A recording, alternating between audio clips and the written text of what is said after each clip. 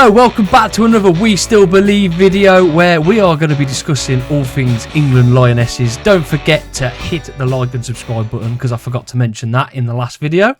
Just, down there somewhere. Of course, we've got the wonderful Josh with us, whose name's Gareth Southgate on the call.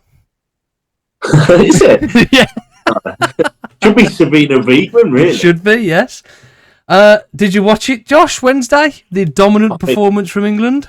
I think 7.4 million people in England watched it. They did. I tell you what, it unbelievable. I'd like to know how many BBC iPlayer views there were there. Of how many people had a second laptop at work and were watching it. 100%, yeah. Was that you, or can that not be said on YouTube? Yeah, no, I was. Yeah, I was watching it.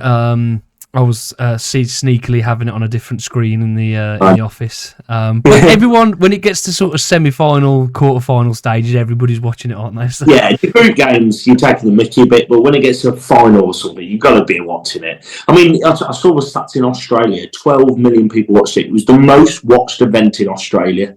Wow. Not men's, not women's, not Olympics. It was the most watched event. I mean, that's incredible. And we spoiled that party. We seriously did, didn't we?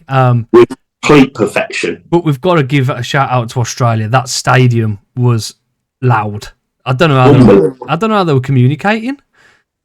Unbelievable. It looks a beauty of a stadium as well with those big screens behind it. But I mean, it's our little place we like to beat them at, isn't it? Because the 2003 World Cup when England won it and Johnny Wilkinson's drop kick in the last minute of added time was there. We beat them on their own patch there. I think it's our own back for the Ashes. Yeah, definitely.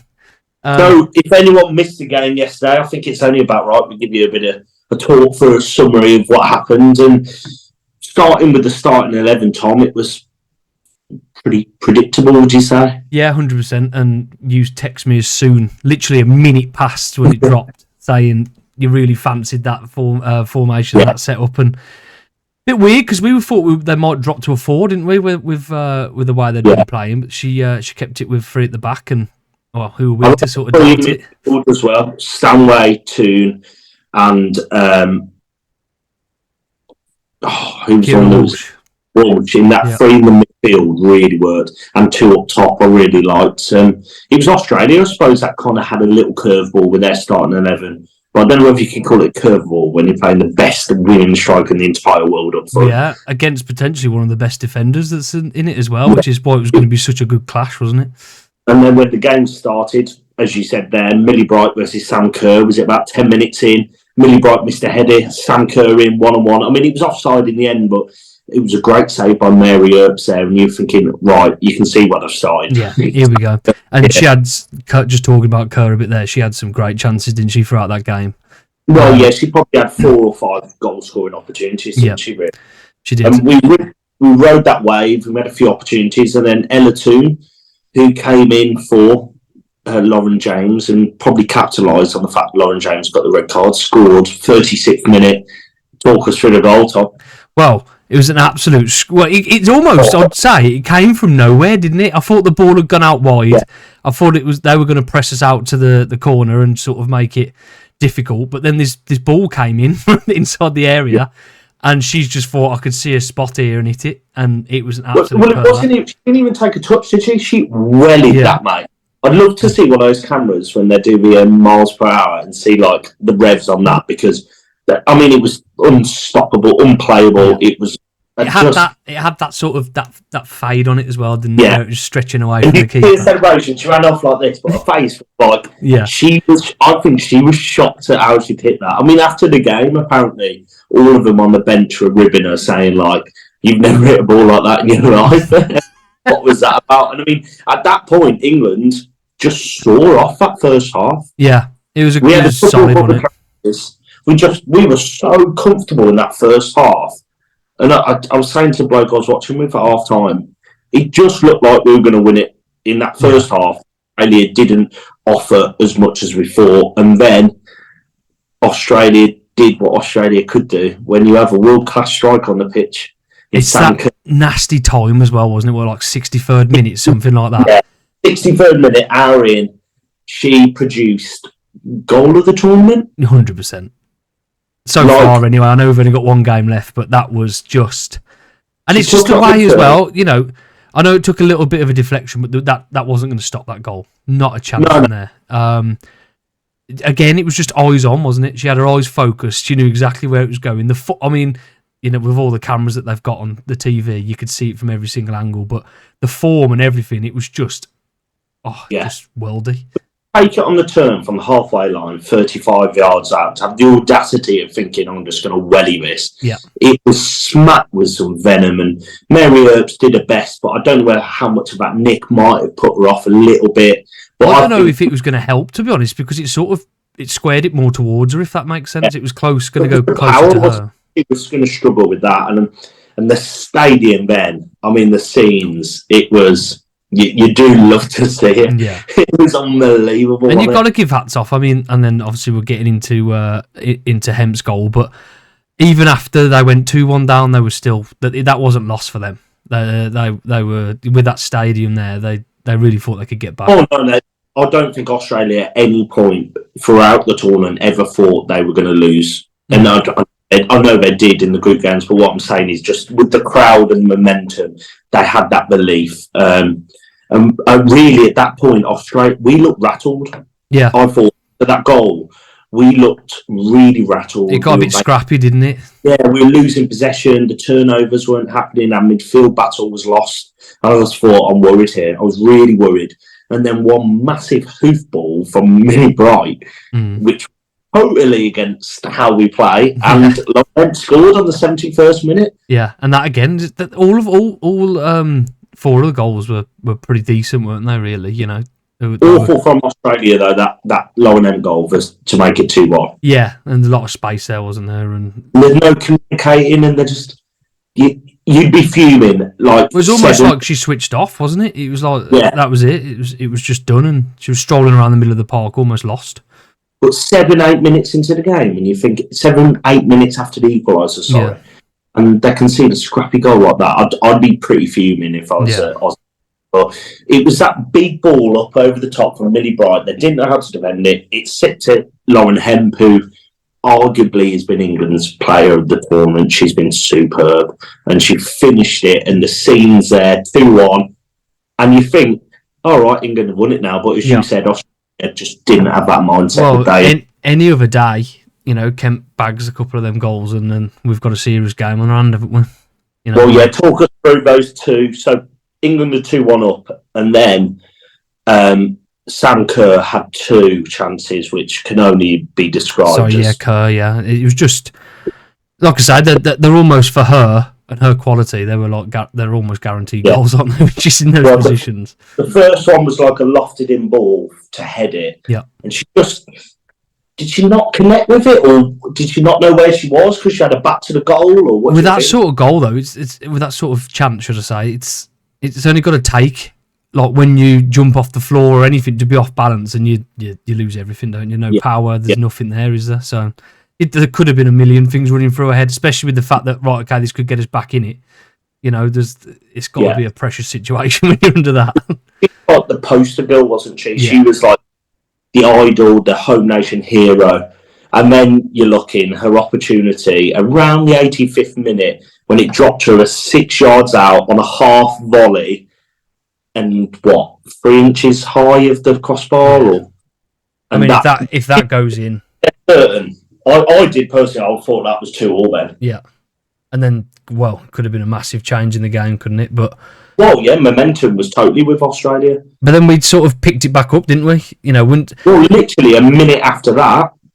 It's quite strange how sort of those things in football can change games so quickly. So they've probably thought those 2 chances, we need to score. And England are now all of a sudden thinking, right, we've rode that wave out. We can win this sort of thing. You know what I mean? It changes momentum so quickly, doesn't it? Well, the game changed like that because she had that chance from 6 yards out, and then that counter-attack led to England going 3-1 up, game over, finished. That's high margins in football. If she'd scored that, I have no doubt it probably would have gone to penalties. Yeah, At the other end, Lauren Hemp took the ball from her own half, went past 2 players, dragged in all their defenders. Alessia Russo just pocketed in that channel, through ball, similar goal to against Colombia, across the face of goal, bosh, scenes, 3-1. For me then, I know in our group chat, there was a couple of people saying it wasn't over yet. That was done for me then. Yeah, I can't. We've seen England's performances leading up to this. Holding out 1-0s and stuff like that. That there wasn't a chance. I know we say when it was 2-1 that they could have got it back, but you just had this sense that they were in control. Even when it got a bit scary with the England team, you can see it just. I don't know what it is. It's just something, or maybe it's confidence, isn't it? They've just got that confidence with them. I mean, they're still unbeaten in tournament football at the moment. It's just, yeah. We were talking about maybe the lacklustre performances in the group games, even though we won all 3 of them. We're talking about proper elite levels here that England are hitting, and they won it on, and the scenes at full time were celebratory, but I don't think over the top from England. It very much seemed like the case of we're not happy about. We haven't won it, yeah.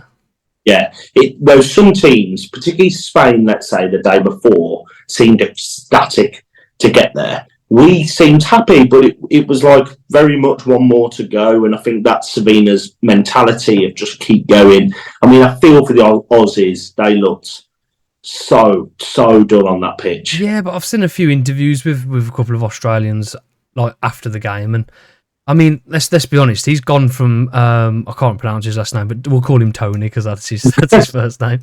But he's gone from like almost being sacked and dropping out of a group stage at a home tournament to, well, getting them as that was the furthest they've ever been, isn't it, in competition with football? So competition. It was as I said, the most watched event on TV history on Channel 7. It was a total change for the Matildas. It sparked conversation, a bit like our Euros. Australia's football league, women's football league, is nowhere near our WSL. All their players play in our league. So it's a conversation over there that we need to set up an A-league that competes for women, and it started that conversation. And hopefully this can just be the start of something new for the Matildas. For the sports, yeah. And they were gracious in defeat, and I wish them the best going forward. But I'm glad we.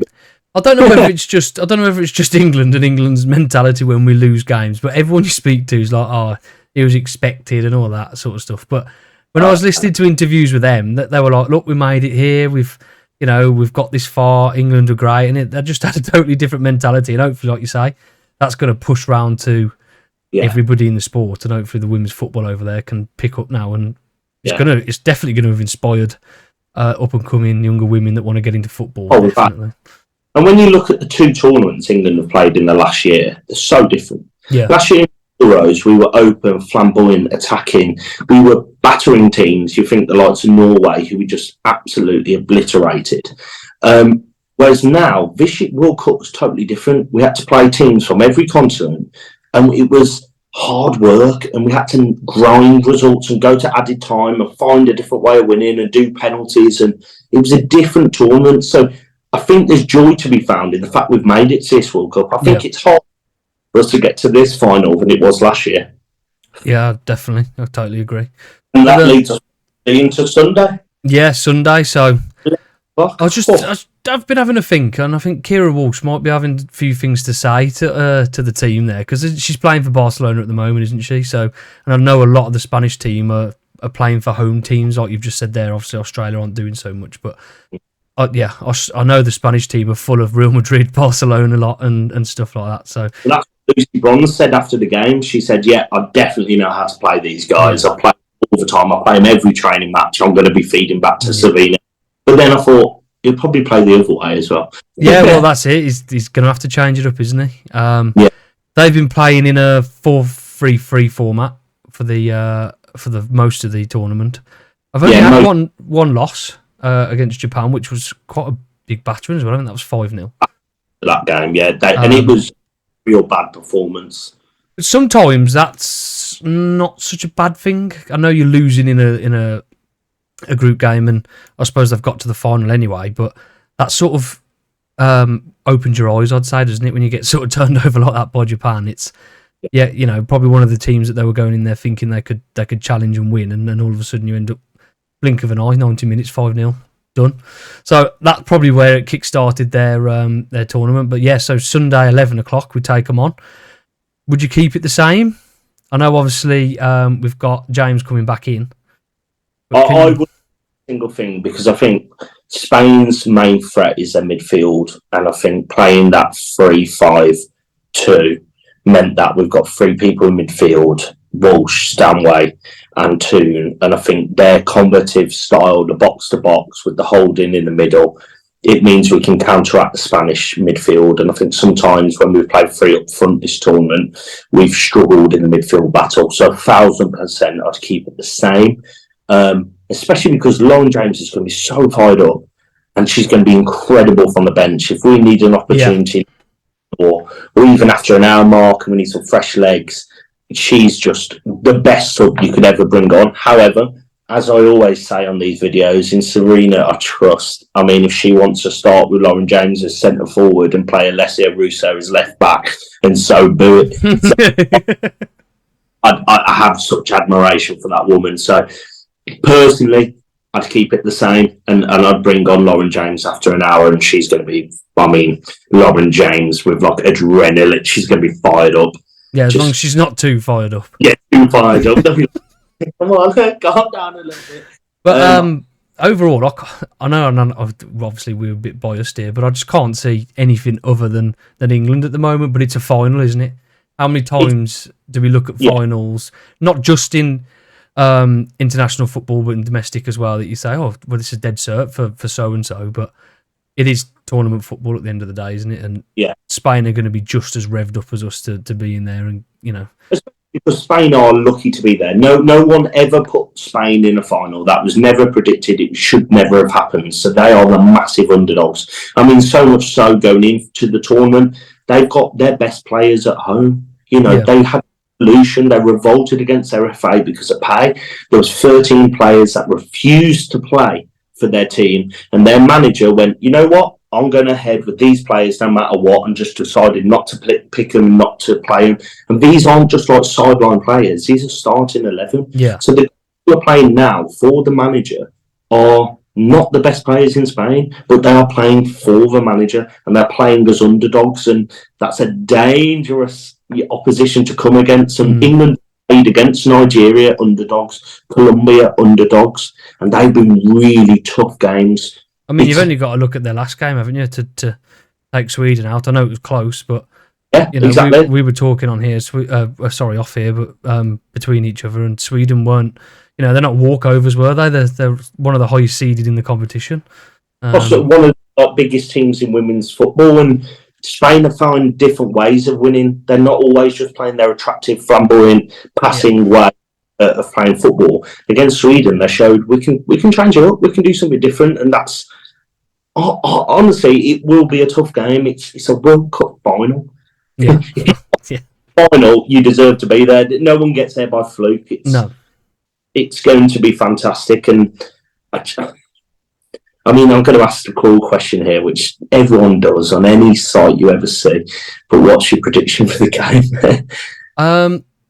I can see it going pretty much how the Australia game went. I think we'll hold possession well, like we have most of the tournament, to be honest. I don't think they're going to get away without any chances, but we just need to hold our breath in those situations and just hope that they don't hit the back of the net with the chances that they get given. And I like the way that we're sort of steadying into the first half, settling down, good goals, you know, get a goal in the first half to sort of show them that we mean business, and then just see where the rest of it comes. Like you say, we've got to look at the bench, you know, like you say, we've got some good players on there like James, just to come in and finish it out. But I do think it's going to be a lot tighter. I think they're going to lock horns a bit. I think it's going to be, you know, what we've seen this in so many tournaments where it almost becomes not like a ball draw, but you know, that you're cancelling each other out, aren't you? Because you both want that win. No one wants to lose. It's not about winning. The fear of losing. No team's going to go out and just go, come on, hell for leather, let's win. Losing, you know, it's not a group game. My prediction is, you know, it's been 57 years since any England team's been in a World Cup final. Any senior England team. There's been junior teams that have done it. Yeah. But any senior team, I'm going for the prediction, like 1966, it will be 4-2 after extra time. Oh, I like it. I think it's all over. Well, it is. We'll get a new one in there for that. There'll be another song out. It'll be fantastic. Oh, Yeah, it'll be something straight into number one hit. I'm expecting it to be goals, and I do think England's bench can win this. When you can bring on Chloe Kelly and Bethany England and Lauren James from the bench, like you're battering them for an hour, and then Spain are looking to the bench and bringing those three on. I mean, that's something they can't do. Yeah, and that's going to be advantage because everyone's going to be getting leggy now, aren't they, towards the end of the tournament? Yeah. You saw the scrappiness that had to get them through the Sweden game. Spain are going to be feeling it. We're going to be feeling it. It's just want to get it done, don't we? Really, that's the key. Just make it as easy as that Australia game and the China game was. I mean, 11 o'clock on a Sunday. That means potentially they're lifting trophy at 1:30. That's a long day for us celebrating. It is. And celebrating we will be. Yeah. We will have a beer for every goal that England has scored in the tournament. Oh, well, let's hope it's like a 1-0 then. What about the China game then? Wasn't it like 5-0? Yeah. Book Monday off work then, Tom. Well, there's talk of it becoming bank holiday if they win, another bank holiday. Oh, superb. But, I'm just thinking, I don't. We've had that many bank holidays. Maybe just give us till like 11 o'clock. Say right, everyone can have the morning off. Or extend the pub hours and give everyone till midday. Yeah, half price, Carly. Well, we wish them all the best, Josh, don't we? Sunday, like we say, 11 o'clock. Let's make sure everybody's watching.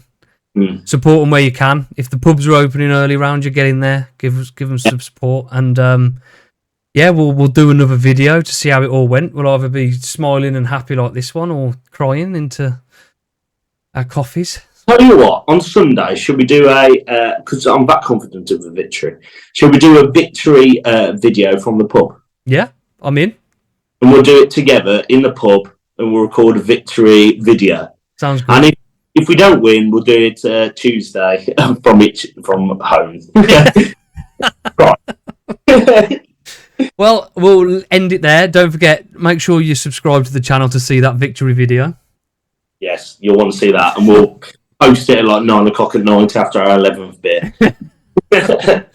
And give this video a thumbs up to tell everyone that you've enjoyed it, and good luck to the Lionesses. We'll all be rooting for you.